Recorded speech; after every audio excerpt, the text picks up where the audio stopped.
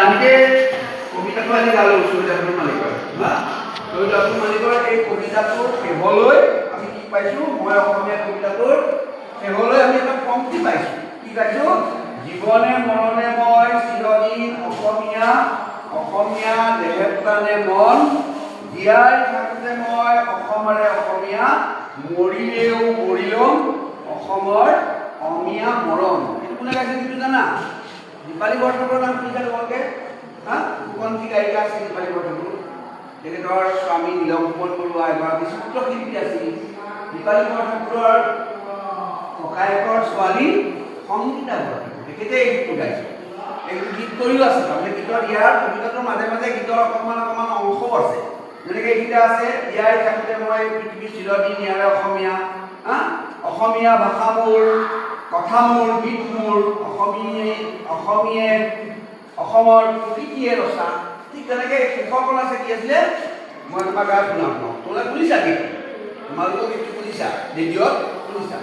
জীৱনে মৰণে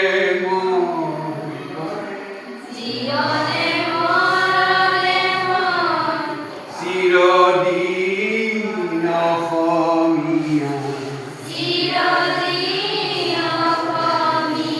জীৱনে মৰণে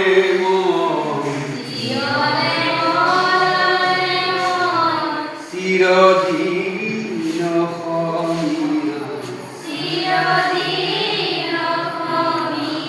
অসমীয়া দেহে প্ৰাণে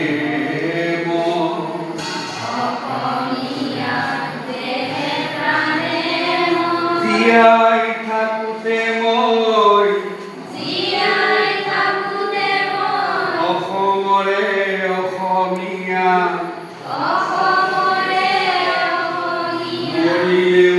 মৰিলেও অসমৰ অসমীয়া মৰণ, অসমীয়া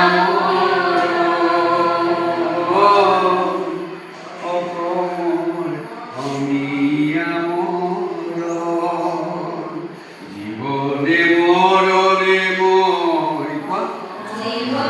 মৰণে মই চিৰদিন অসমীয়া, অসমীয়া দেহে প্ৰাণে